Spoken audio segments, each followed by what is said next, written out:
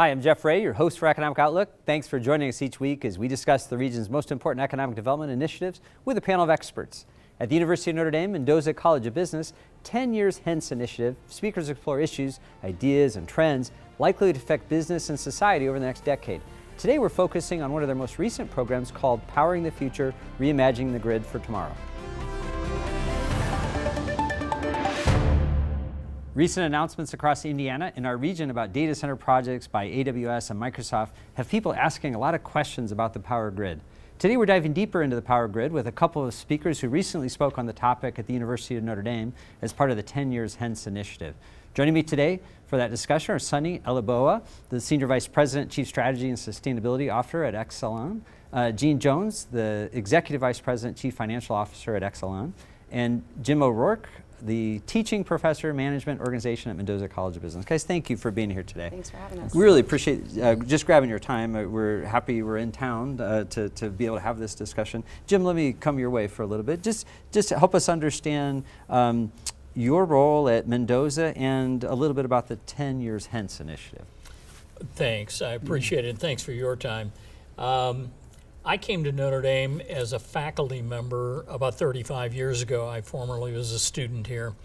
And I was asked to begin a program in communication in the business school, essentially teaching students to write and speak better than they already do, corporate communication, change communication. And the dean, Carolyn Wu at the time, came to me and said, we have a program called Foresight. It's a course. We ask our students to think about the future in groups of 5 to 8 students, take on a big project and write a paper about it.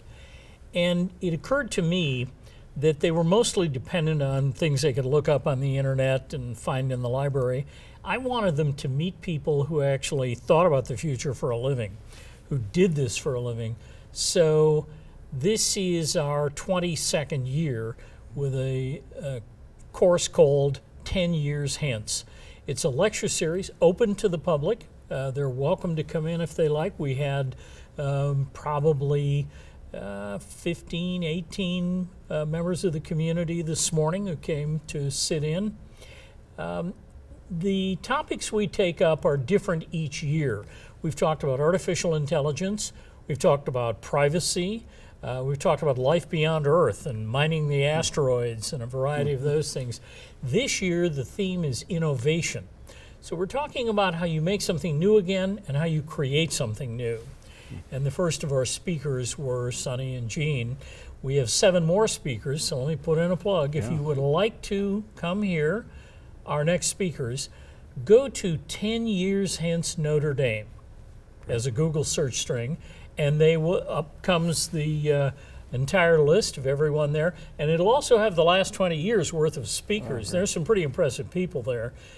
Members of Congress, Chairman of the Joint Chiefs of Staff, others. So we have 7 more speakers, and they're going to come in and talk about how companies recognize opportunity and threat and how they innovate both to stay alive and to create greater value for their communities, their stakeholders. So I think it's good for the students, but I think it's a nice link to the community as well. And you know, our guests will take questions and give the best answer they can. And it's an opportunity not readily available elsewhere in town. I love it. I looked at the list in particular and circled a few of those. I'd like to get back out there and do it. And we're grateful that you brought some great speakers in today. We're going to ask Sunny and Gene, we're going to look in their crystal ball a little bit and talk a little bit today. But first, Gene, talk to us a little about Exelon and sort of, for people who aren't familiar with it, tell us what it is. Sure. Exelon is the largest transmission and distribution utility in the country. So we transmit all the electricity and gas to 10.5 million customers that we are privileged to serve. And it's, thinking about what Professor O'Rourke talked about in innovation. In our mix of assets that we have 4 operating companies in some of the largest cities in America. We serve Baltimore and the surrounding areas in Maryland, Philadelphia and Pennsylvania, Chicago and Illinois, and then our nation's capital in Washington, D.C. And in that portfolio, Baltimore Gas and Electric, for example, was the first gas utility in the country. So it's over 200 years old. Commonwealth Edison in Chicago was founded by someone we all know, Thomas Edison. And so when we think about existing for the last 200 years, the amount of innovation that the company has had to go through has been critical. But wanting to last another 200 years, what we need to do to innovate and make sure we stay ahead of the challenges. So it was just a wonderful sort of opportunity to participate in a lecture series focused on innovation. Great, and I think that the topic's so timely. And Sunny, let me come your way. So as I teased in the opening, with major announcements about large users that are going to use a lot of power, it's got everybody at city council meetings and such asking questions. Is there going to be enough power, and are you going to ration power to me? Give us a little bit of the state of the power industry today and kind of what's happening there. Right. I think the power industry today is being shaped by three key forces right now. We're seeing huge demand growth, mostly driven by data centers, but also domestic onshoring and advances in electrification. People want to drive electric cars, people want to use electric heat pumps, things like that. So that's one. We're seeing this huge demand surge. But we're also seeing a reduction in the existing supply stack too, because we're looking at retiring old uneconomic plants or plants that don't have the right environmental attributes because they're bad for the environment. They emit a lot of greenhouse gases.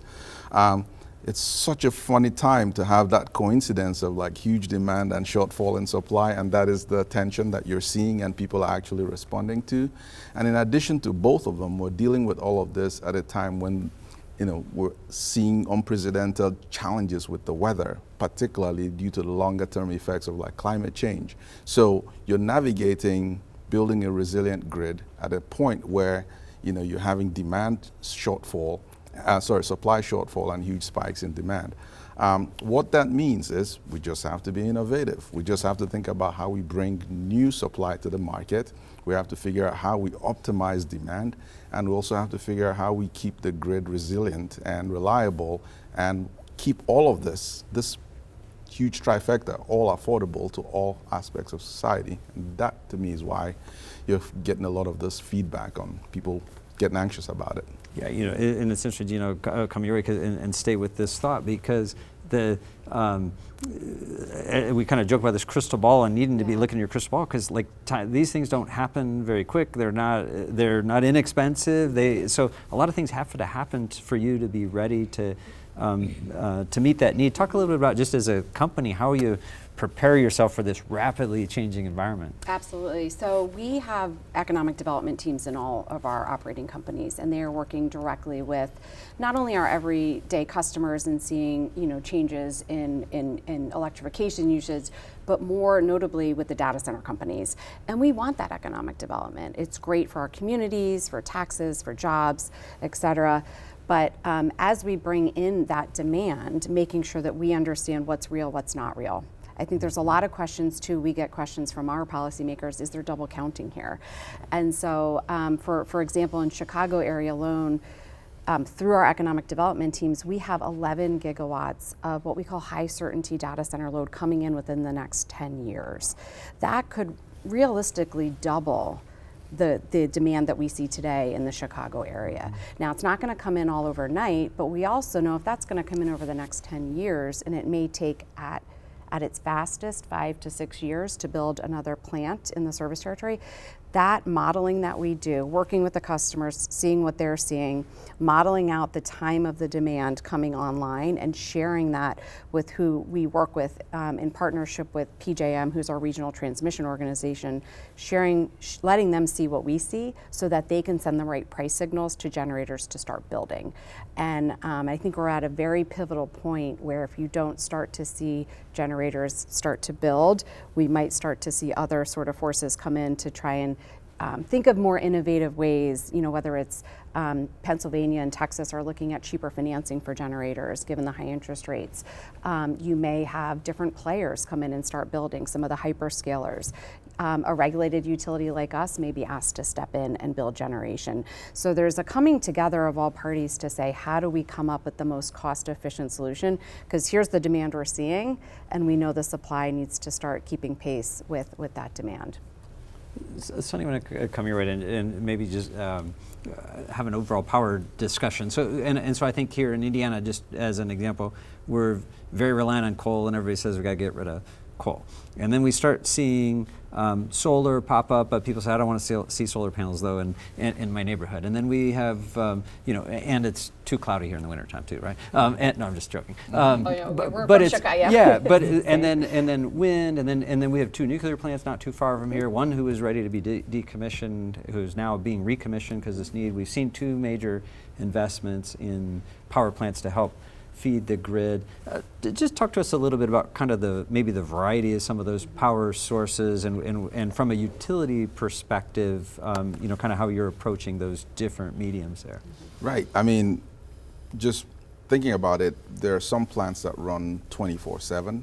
They essentially just run because they have on-site fuel, and they're essentially, we call them base load plants because they pretty much run all through. Now, as demand rises, you get some other plants that are almost intermediate. They can be called upon, and they can actually dispatch and run for a good chunk of the time. And then you have those that you call when there's like critical need, and those are like your peaking plants, but by the time you have huge spikes in demand. Now, the different types of plants actually fall into those categories. What you tend to see happen is like the large plants, like the nuclear plants and the coal plants that typically base load, they run most of the time. They help satisfy your basic need for power. And as you have increases in demand, you call on the more intermediate plants and the peaking plants, and those ones actually get dispatched as needed. But in addition to the qualities along the dispatch curve, there are also like the attributes of those plants.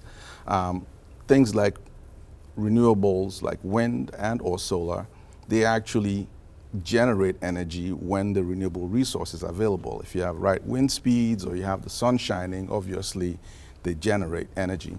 But in the instance where they cannot, or you don't have the right, they cannot generate at those instances, and that's why we call them intermittent plants. So they generate intermittently. For you to actually use them effectively, you either have to couple them with a different technology source, like a battery storage, where you actually take their generation and store them. If you don't have need for them right away, you store the excess, or you just pass it back into the grid and hope somebody else uses them. Now, with the different types of generation comes a different challenge. The real challenge we're having right now is the type of demand that we're seeing is what we call high density demand. Most of these data centers, they want consistent power. They want to run a lot because they're running these huge algorithms, these large language models. Now, while you're doing that, you need to have more baseload. Unfortunately, some of the environmental attributes of the old baseload plants, don't really lend them to this, to being run economically anymore. So as they exit the stack, we need to find ways to have new firm generation. And that's what Gene was just referring to right now. The need for us to begin to look at how the market responds to bring in this new generation online, but even more importantly, what needs to happen in the event that the market doesn't respond adequately. And that's what we're seeing in PJM, where you have instances where the market cannot respond fast enough and you need more innovative solutions. And those innovative solutions could come from a variety of sources. It could come from customers bringing their own generation to market, or the utilities stepping in addition to trying to fix the problem with the wholesale market. Renewable resources, they're great. I want to make sure I reemphasize that, but the truth is they're intermittent and they just don't meet the demand profile of what we're seeing with the huge spikes in demand. So you need more firm resources, and you need someone who is capable of building such huge projects in an economic manner and socializing the cost in a manner that it's affordable to all your customers.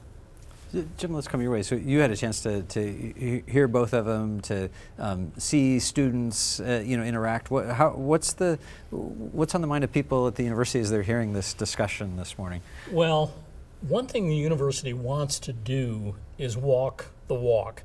You can talk about saving energy or investing in this or that. The university says we've got to put our money where the talk is. So as a business school professor, I've been really interested to watch over the last 5 to 7 years the partnerships between the university and the South Bend community.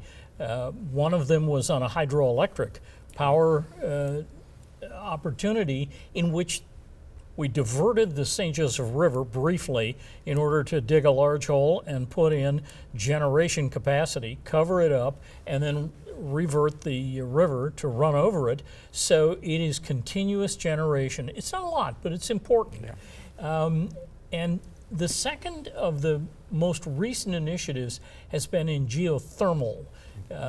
When they put up the new addition to the stadium and those buildings around it, we made the decision to go into the earth and to tap the heat in the core of the earth and to pump water down in, which you can extract. Weather sometimes plays a role, but for about a half a dozen very large parking lots around the stadium, around the athletic center, the hockey rink, elsewhere, we dug 8 feet into the earth, put down all of the piping and equipment, brought the dirt back in. I periodically come to campus queued up behind 7 or 8 dump trucks full of dirt, and we paved it over. You cannot even see it now, but it will, at peak capacity, provide about 1/3 of the energy demand for the university. And I'm young enough to remember that just across Douglas Road we had huge mounds of coal.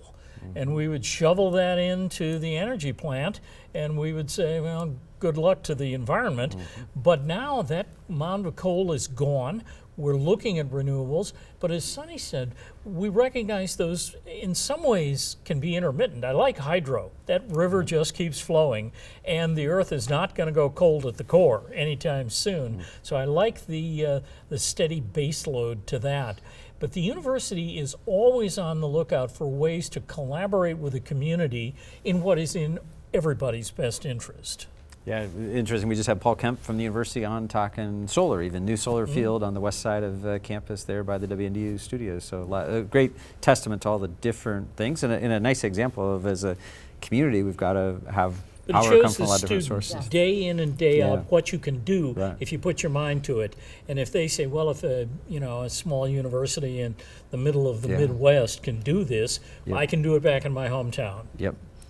Gene, let's come here right now. I'll ask maybe the tough question. So consumers are, as they're showing up at public hearings, and we're talking about AWS and Microsoft and all the power that they need, all right away in their head have this feel that their electric bill is going to go from here to here, and why. And so, talk about just balancing kind of the being reasonable on the consumer side, but paying for improvements. Help consumers better understand how you think through some of that stuff. Absolutely. And there's no silver bullet. Yeah. Just like there's Right. no one generating source that is going to Yeah. be perfect for everything. We have to attack affordability for our customers on several fronts. So the first thing we do is make sure that we are being very efficient with our operating costs. And I think the size and scale of a large organization allows us to operate very efficiently. So we have ongoing sort of innovation, re-ideation sessions. How do we become more efficient? Couple examples of that, we've started using drones to take down trees. Trees actually in what we call vegetation, and when it's overgrown can be some of the largest factors for outages. And so what we used to have to do was send personnel in to take down. We now use drones, which used to take about 2 days for a crew of men and women, about 45 minutes. And so constantly thinking about how can we be more efficient. Secondarily, it's working with, while we don't own generation and we don't build it, that actually helps us as we work with policymakers to think about what generation do you want to bring into your state, what is going to be most cost effective, and having that, just going back to what we were talking about, a diversified portfolio is always, it tends to be the best. The other thing that we try to do is the cheapest megawatt is the one that you don't use. And so we spend nearly $900 million a year across our states on what we call energy efficiency programs, going into homes and businesses and helping our customers consume less. The effect of those programs, the number of megawatt hours we've had our customers save, is the equivalent of taking about 14 million cars off the road in a given year. So that's been meaningful for our customers. And then the last is we try to connect our customers with as much assistance as we can, working towards whether it's state programs, federal programs.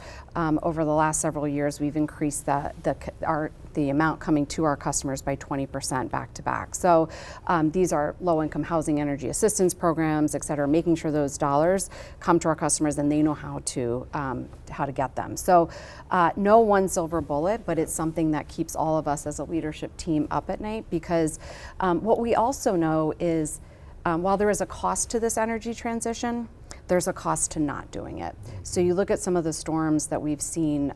Winter Storm Uri in Texas was a $80 to $130-ish billion storm, the aftermath of it. In addition to that, lives were lost. So and you can look around, the effects of climate change, the effects of not having a resilient grid, the cost of not taking action is greater than the cost of taking action. But we know our job is to make it as affordable as possible. And we always say the companies that do it affordably will be able to do it sustainably. Sonny, let me come your way, and perhaps maybe a more basic question I should ask earlier, but help us understand the grid, if you will. We kind of use the term with sort of the understanding everybody knows what that is, but if somebody does understand that, as I'm understanding these different pools that you're pulling power from and distributing it, explain it in layman's terms to help us if we don't know exactly the grid. Well, you think about the grid as made up of like 3 or 4 different parts. There's a generation part where you have huge or sometimes distributed forms of generation. There's places where you generate the electricity, and then that electricity needs to be put through what we call like this huge corridors that we call the transmission infrastructure. And that transmission infrastructure carries it from like where it's produced to like huge load centers. We call this load centers. They could be things like huge cities, areas where you have huge demand. They get stepped down to like the distribution level, and at the distribution level, the wires actually end up taking it to the homes where it's actually used. The grid comprises the generation side as well as the wires that actually carry it from the generation to the home. Now, some folks may traditionally look at the grid as just wires, but the holistic grid includes generation. And it's more important to have that view because in most instances, the traditional grid used to be almost linear from like generation down to end use. What we're seeing now is because of the recent developments in the ability to self-generate. You can put a solar panel in your house. You can put, battery systems behind the meter. We're beginning to see energy flows just sort of change a little bit.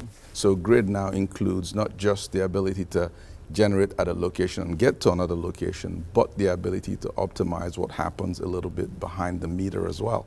And that whole interaction of what happens in the home with what happens in the wire system and what happens in the centralized generation makes up the grid. This distinction is super important for a very good reason. Each one of those contributes different attributes to it. So if I want to manage someone's load here, I could send signals that changes how you use electricity in your home because your home is part of the grid. And the wires that connect your home connect someone else who's actually having a different demand profile from you. So in simple terms, wires, generation, homes. I appreciate it, and I should have asked that earlier, but it's really helpful to help understand that. Gene, let's come your way as we get to our last 3 or 4 minutes or so. Obviously, in Washington, there's a lot of talk about this. At everybody's state house, there's a lot of talk about it. Are there things that the utilities need to sort of help give you the flexibility to kind of be forward thinking? What are the things you need most to sort of help you keep up with the demand on the grid? Yeah, so I think transmission is going to be a key part of this solution. There are instances where instead of having to build a new generation plant, you can build transmission lines that can bring in excess generation from other parts of the country. We are doing this in Maryland, for example, where we see a coal plant retiring. It's on a reliability must-run contract right now, which is customers are paying for. As we build this transmission line, customers will come off of that contract supporting that plant, and they'll pay for the transmission, which is cheaper than keeping that plant online. But transmission is a very extensive construction project, and there are siting and permitting and getting access to right-of-ways. So working with our states and the federal government on how to make that a more efficient process would be great. In addition to that, we're working with our states to think about how do you get that generation built faster. But we partnerships, we talked a lot about in Professor O'Rourke's class today, partnerships are so key. We can't do this alone. We need to be hearing from our customers, whether it's sort of the homes that we serve, families and homes, or whether it's these new hyperscaler companies that are our new customers, and we're learning a lot from them. But also our governors who want that economic development, but want to make sure the rest of the customer base is protected. So thinking about how do they, what mechanisms do they have to get generators to come and marry up what we call additionality. So if you're going to bring that extra load, how do you bring the additional generation? So working with them on that. So I think it's going to take partnerships, innovative thinking, really not relying on the old way of doing things. Because as Sunny talked about, these three new themes, the incremental demand, the change in the generation stack, and the increasingly volatile weather, the old way of running the grid is not going to allow us to overcome these challenges. The last thing I'll say is we have to think about how we charge our customers, how our customers pay for these. We're working with innovative ways. It is going to be an expensive transition, but is there a way for customers to pay over time? Is there a way to change the way that we allocate those costs? So that's working again with our state commissions, just thinking about how do you make this as affordable as possible. Great, guys. Thank you. Phenomenal discussion. I appreciate it. I'm sorry I missed the discussion in there, but glad you came here. You're welcome so next thank you. week. So I think I'll have to put that on my schedule. So Sunny Elaboa, Senior Vice President, Chief Strategy Officer at Exelon, Gene Jones from Exelon, and Jim O'Rourke from the Mendoza College of Business. Thank you guys for being here today. Really appreciate it. Thank for having you. us. That's it for our show today. Thank you for watching on WNIT or listening to our podcast. Find Economic Outlook at WNIT.org, YouTube, and most major podcast platforms. Like us on Facebook, follow us on Twitter. I'm Jeff Ray. I'll see you next time.